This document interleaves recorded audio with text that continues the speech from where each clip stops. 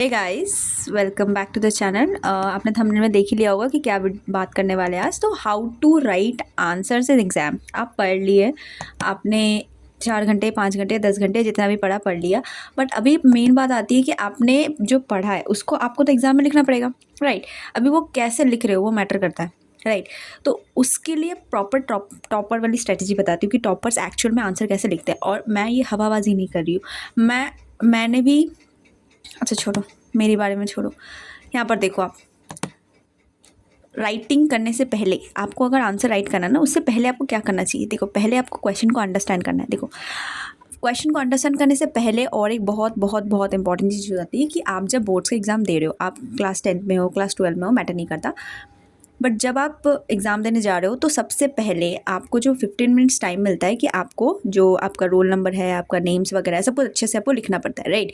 तो उसको सबसे पहले आपको फिल करना है। अगर आपको क्वेश्चन पेपर आपको देकर भी चले जाए, आप नहीं देखना, उसे छूना तक नहीं, जब तक आपका प्रॉपर्ली फिल ना हो जाए सब कुछ। क्योंकि ये मैंने देखा है बहुत सारी जगह में, what they used to do is कि even my friends are use to do the same thing that जब उनको क्वेश्चन पेपर मिल जाता है तो वो छोड़ देते हैं, वो फिल करना ही छोड़ देते हैं। वो उनका जो जो डिटेल्स बता होना होता है, हमें फिल करना होता है, उसको छोड़ देते हैं एंड क्वेश्चन पेपर देखने लग जाते हैं। और कुछ क्वेश्चन में ऐसा कुछ अनकॉमन आ गया जो उन्होंने पढ़ा ही नहीं है, बस हो गया ख़त्म। पैनिक हो जाते हैं, पूरे पूरी पूरी तरीके से एकदम पैनिक हो जाते हैं और बस खेल ख़त्म हो जाता है। तो इसलिए बोलती हूँ कि और देखो, आप पैनिक हो गए। अब पैनिक में क्या हो गया, अगर रजिस्ट्रेशन नंबर हो गया, आपका रोल नंबर हो गया, वो सब तो आप उल्टा-पुल्टा लिख दोगे। अभी अगर आपका पेपर ही नहीं एक्सेप्ट होएगा, तो आपका इतना पैनिक होने का, इतना पढ़ने का मतलब ही नहीं बनता। तो पहले आपको सबसे पहले उसको फिल करना है, ठीक है? प्रॉपर्ली एक बार फिल कर लो, एक बार मैच कर लो, उसके बाद आप क्वेश्चन पेपर को हाथ में उठाओ। देन अभी देखो, सबसे पहले आपको क्या करना है, क्वेश्चन को अंडरस्टैंड करना है। जो क्वेश्चन भी है आपका, उसको सबसे पहले देखो कि क्या बोलना चाह रहा है। क्योंकि हम मतलब जब भी हाथ में क्वेश्चन पेपर आता है तो हम डर जाते हैं। क्यों डर जाते हैं? क्योंकि आपने मतलब अच्छे से पीवाईक्यूज वगैरह नहीं किए। तो अब पीवाईक्यूज कब करने, कैसे करने, वो मैं नेक्स्ट वीडियो में बताऊंगी। बट वेरी वेरी इंपॉर्टेंट कि जो टॉपर होते हैं, जब उनके हाथ में क्वेश्चन पेपर आता है, वो बिल्कुल नहीं डरते।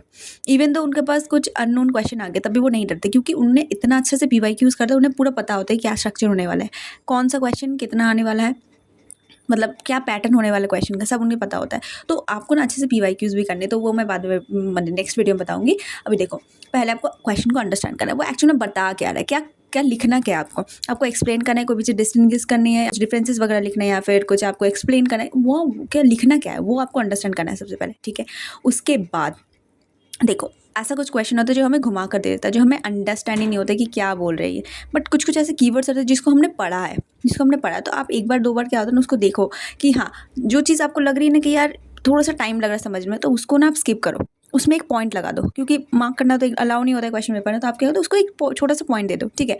और जो जो आपको आता है उसको जल्दी जल्दी टिक कर लो, ठीक है। जल्दी जल्दी छोटे छोटे एकदम, मतलब छोटा से पेंसिल से मार्क करके टिक कर लो कि जो जो आपको लिखना है। उसके बाद उसके बाद आपको क्या करना है, उसके बाद आपको राइट डाउन करना है जो आंसर आपको आता है। सबसे पहले क्या होता है ना, आपको सिर्फ वही वाला आंसर क्या होता है सारा लिखना है। क्योंकि जो एग्जामिनर होता है, जो आपका पेपर जब चेक करता है, अगर ऐसा हो कि आपको एक आंसर आता है, आपने वो लिखा, मतलब आप सिक्वेंशियली चल रहे हो कि पहले सेक्शन 1 का 1 नंबर करूँगा, या फिर करूँगी उसके बाद 2 नंबर करूँगी, ऐसा। पर ऐसा बिल्कुल नहीं करना है आपको।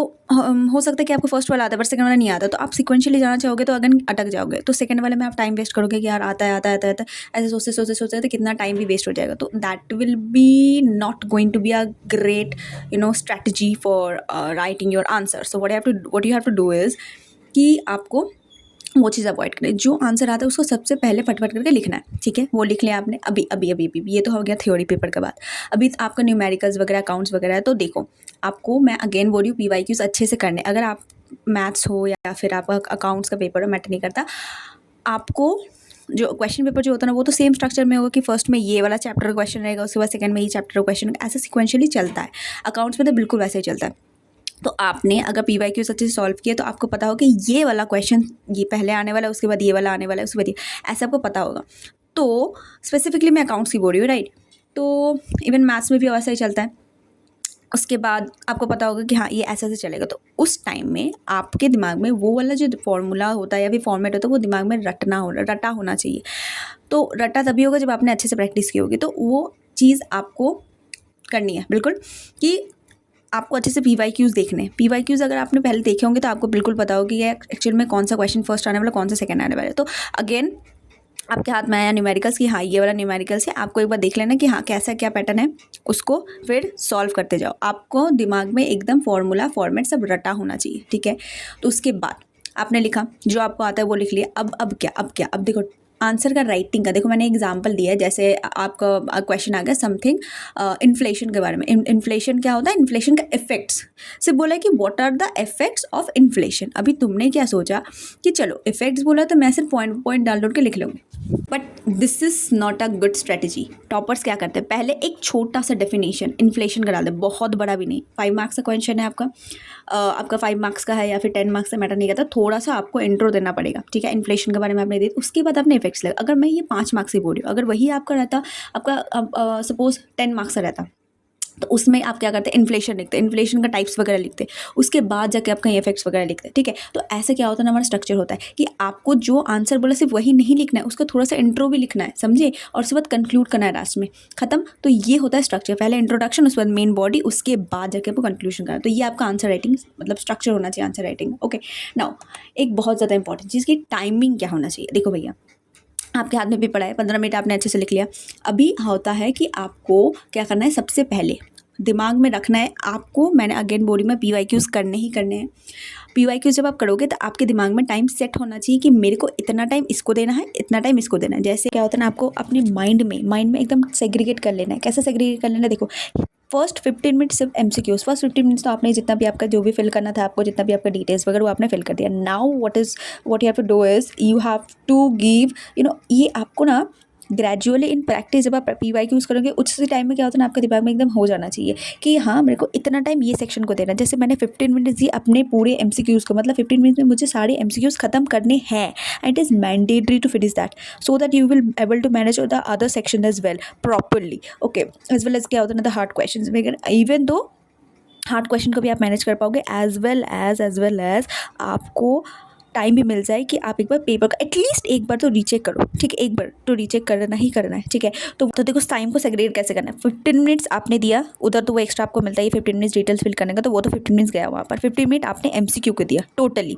ठीक है। बाकी 1 आवर जो आपके पास है उसको आपने सेक्शन 1 को दिया, नेक्स्ट वो जो 1 आवर है वो आपने सेक्शन 2 को दिया, तो कितना हो गया आपका 2 आवर हो गया, 2 आवर 15 मिनट्स, राइट। तो अभी आपके पास कितने मिनट्स है, आपके पास अप्रॉक्सीमेटली यू हैव 45 मिनट्स, ठीक है। तो अभी आपके पास अगर 45 मिनट्स है तो अभी आपके पास क्या है, अभी आपके पास 45 मिनट्स है। अभी 45 मिनट्स में आपको क्या करना है, अभी ये 30 मिनट्स आपका गोल्डन टाइम होने वाला है, गोल्डन टाइम पीरियड होने वाला है, क्योंकि इस टाइम में आपको आपका जो कैलकुलेशन अटका पड़ा है उसको 10 से 15 मिनट में खत्म करना है, ज़्यादा टाइम उसमें नहीं लगाना। अगर नहीं हो रहा है छोड़ दो, आई रियली टेल यू, अगर नहीं हो रहा है तो छोड़ दो, एकदम छोड़ दो। उसके बाद बाकी जो 15 मिनट्स बचेंगे उसमें आपको पेपर को अच्छे से रीचेक करना है, और ये बहुत ही ज़्यादा इंपॉर्टेंट है। हर बच्चे क्या होता है ना, सारे बच्चे नहीं करते ये, क्योंकि उनके पास टाइम ही नहीं बचता, क्योंकि वो लिखने का टाइम ही नहीं रहता है उनके पास। वो बोलते हैं कि यार लिखने का ही टाइम नहीं बचा तो हम क्या ही उसको रीचेक करें। तो प्लीज़ 15 मिनट्स आपको रखना ही रखना है आपको पेपर को रीचेक करने के लिए, राइट। आपको देखना है कि आपने सारे क्वेश्चन को अटेंड किया कि नहीं, प्रॉपर्ली स्ट्रक्चर वाइज देखना है।